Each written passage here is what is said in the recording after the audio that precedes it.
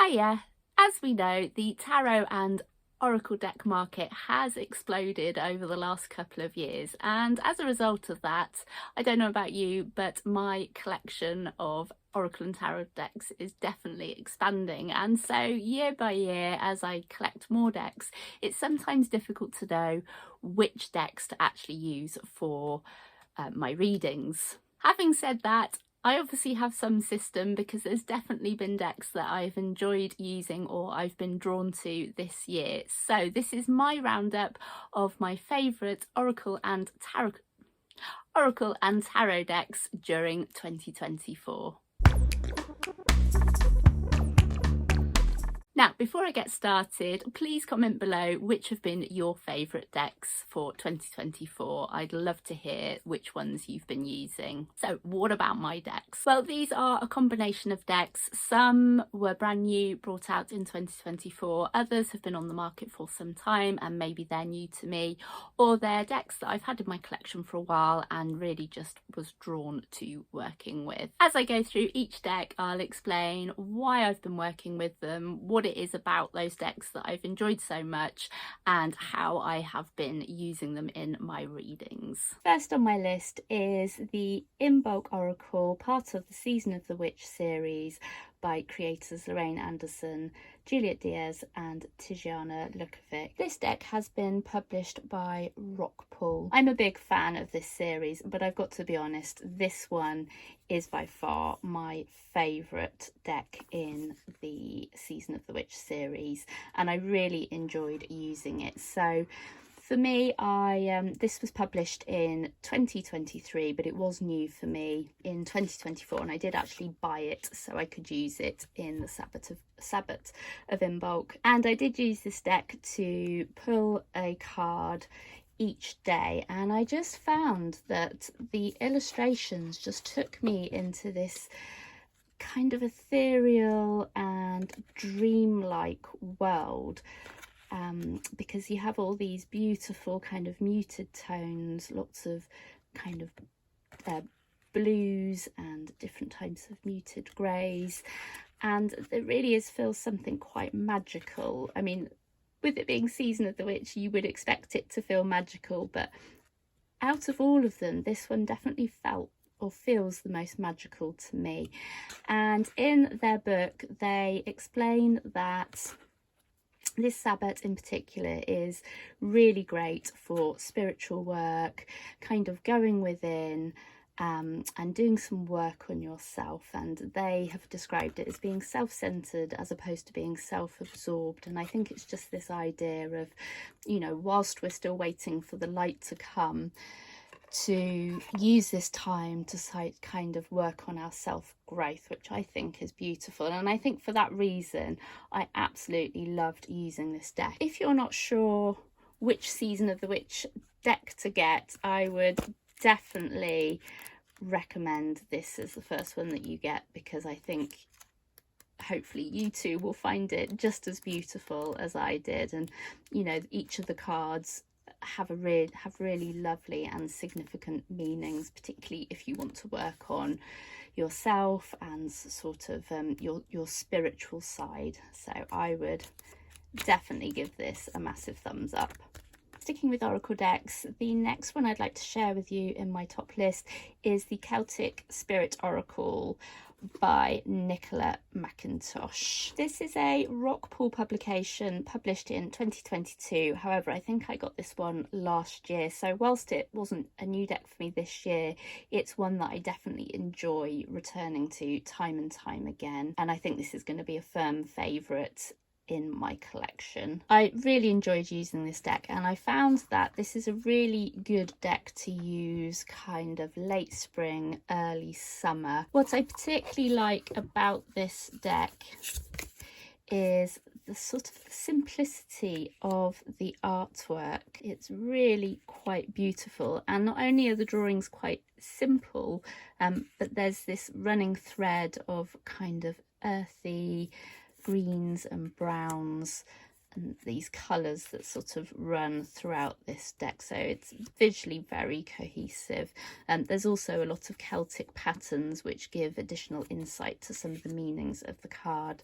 And when I use this deck, it just feels very grounded, and because it is Celtic spirits, you do really feel like you're getting this ancient wisdom that's coming down through coming through the cards from our ancestors. And I kind of gather that was probably the intention for this deck. And when I use these cards, when I read with these cards, I really do feel like I've come home. I found that this deck has been particularly good for not only daily readings with a single card, but also something I quite enjoyed doing was to take cards and actually do a meditation with them, and then do a piece of artwork, a drawing based on that meditation. And I definitely had some quite interesting experiences, some quite interesting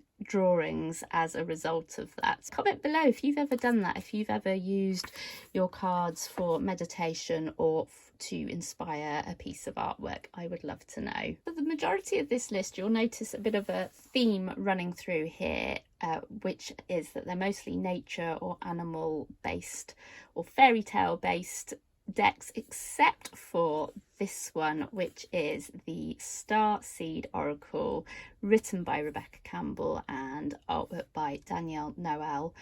This one was actually published in 2020 by Hay House. However, this was a new deck for me this year, and it's one that I've had my eye on for some time. And I'm a big fan of Rebecca Campbell's work and the way that she describes things, and really her view on life, that, you know, our life and our success might be down to kind of more cosmic influences. So if you're into things like the law of attraction, I think this deck would probably really appeal to you. Visually, this deck is very different to the decks I typically go for. As I explained, mostly they're sort of fairy tale like, and there's sort of forests and mythical creatures and characters from folklore. So this one is very cosmic, this feeling of something much bigger than yourself, you know, the enormity of kind of the universe and galaxies. And this one really does give very different readings to the other more grounded and earthy decks, and for that I just love the concept behind this deck and the kind of guidance that it can offer. And I did quite a big reading with this the other week, and the message it gave me was very strong, that whilst I'm on the right track, I still have a little bit of work to do in terms of just looking after myself a little bit more, and kind of taking a bit more care of my health, instead of just, you know, doing the work. And I think I knew that already, but I think sometimes, you know, that's the joy of working with cards, is that they sort of show a mirror of what you already know, and really give you a call to action. I found with this deck that I don't really use it as a daily reading. I think you can take a card a day, but I find that I prefer to use these cards really when I'm getting towards the end of a goal and I want to know what steps to take next, or if I'm struggling to reach a goal and kind of know what I need to do next. And obviously you can do that with any deck that you have. I just really like the advice that has come from a viewpoint that, you know, isn't sort of close up, and it's come from this sort of, well, it's come from the universe. Final oracle deck before moving on to my favourite tarot decks of this year is the Tree Wisdom cards by indie creator Lisa McLaughlin Art. This deck was new for me this year. However, I think this deck has been out for quite a few years, and Lisa said that out of all the decks that she created, this is by far her favourite for the wisdom and the information that these cards give out. And I would totally agree. I haven't felt disappointed with the messages that I've received from the trees and the cards. Now, I do have a full review on this, so I'm just going to go through this very quickly. These illustrations are beautiful, and every time I look at them, they make me smile. And because we're dealing with trees, the sort of readings you get with them feel very grounded, and like the Celtic spirit, there's this sort of earthy and kind of ancient energy to the readings that you get. I've also found that this deck is really good to pair up with other decks.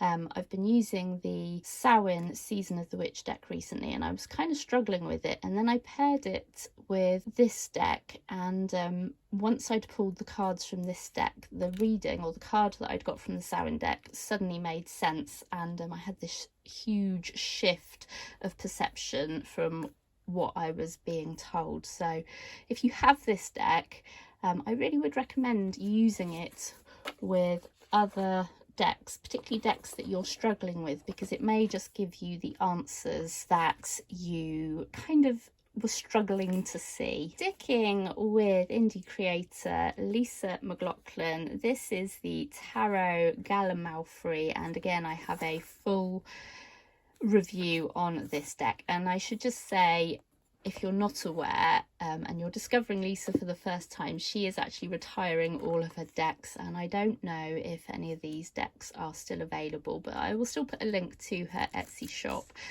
because you might be lucky if you like the look of this deck. This one actually came out this year and I pre-ordered it, and she did a limited edition print run of 150. As you'll see, the cards are much bigger than your typical tarot deck, but oh my god, the artwork is just amazing. On my full review that I did on this deck, somebody commented that there was a lot to unpack here, and I totally agree. But the thing that excited me the most about this deck and why I've enjoyed using it so much is just the level of detail, the fact that the subject matter is something that I'm very drawn to, which is kind of getting tangled up in nature and all of the wisdom and the symbols that nature can offer us. So if you're into sort of animal guides or kind of plant knowledge, this deck would definitely be for you. In Lisa's book, on top of the beautiful images and the kind of the layering, and there's lots of things that are hidden that you can find, there really is a quite extensive description for both upright and reverse meanings, where Lisa has almost created her own language for this tarot deck, where you will find symbols from the natural world repeated throughout the deck. And that's one of the joys that I have discovered using this deck, learning things about the natural world that I probably wouldn't necessarily know. This is going to take some time to really get to grips with this deck, and I definitely looking forward to using it a bit more next year. I found that I've mostly used this deck for a 3-card spread. I think because there is so much symbols and information assigned to each card, I think using any more cards in a reading might be a little bit overwhelming initially. But I also think equally this deck would work really well as a one-day card reading, and I think as well you could almost use this as an oracle style deck as well. Another tarot deck I've enjoyed using this year is the Phantomwise Tarot by Erin Morgenstern, the author of The Night Circus, and again I have another full review on this deck if you'd like to know a little bit more. This has been published by Clarkson Potter Publishers, which is an imprint of Penguin Random House. The images and the book have been written by Erin Morgenstern. This deck was published in 2022 and it is one of the earlier decks that I got in my collection, so I've had it a couple of years, but it is one that I do like to come back to time and time again because of the reliability of the readings. The reason I've enjoyed using this deck so much is the simplicity of this deck. She created this deck really to reacquaint herself with the tarot cards, and so it's almost like an impression of the tarot.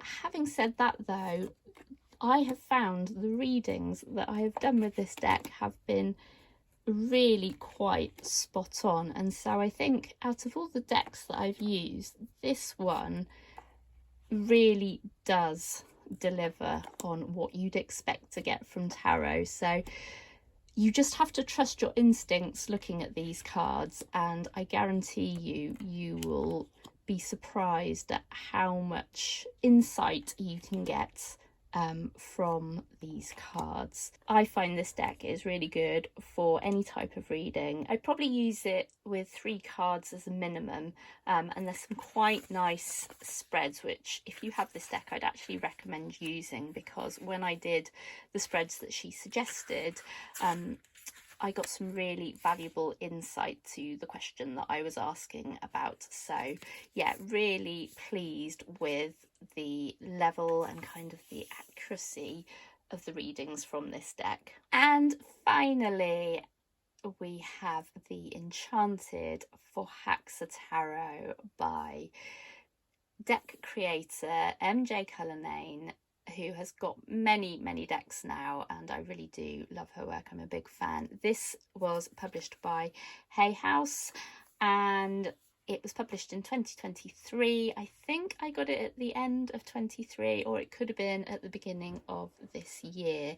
But I absolutely love this deck, and I think it's probably still my favourite tarot deck, and most of that is to do with the beautiful artwork, but the stories within this deck, the way that MJ has cultivated these fairy tales from the Forhaxa world, which is kind of like a Scandinavian folklore basically. These cards are just stunning. I've spoken about these before. I haven't done a full review, but I really do appreciate the artwork. They are quite dark. This is quite a shadowy deck, and I think this would definitely work well as a deck to be used for shadow work. And sometimes the readings do feel like cautionary tales, but I think that's just the nature of the topic. So if you think we're invited into this world of fairies and mermaids, there's all sorts in here, and so yes, it doesn't hold back with the advice that you get from it, but you do quite often get a nice pleasant surprise, and there's also a lot of positivity in this deck as well. So you know, this is the kind of deck that is not afraid to call you out if things aren't going in the direction they should be going, but if you're doing something right, it will equally give you praise for that as well, and lots of encouragement. And I think that's another reason why I like this deck, because it feels so versatile with the type of readings that you get from it. At some stage I will definitely be doing a full review on this, because I love it so much, and I'm hoping that I will be doing a lot more readings with this deck next year. Thank you so much for joining me today and checking out my top tarot and oracle decks for 2024.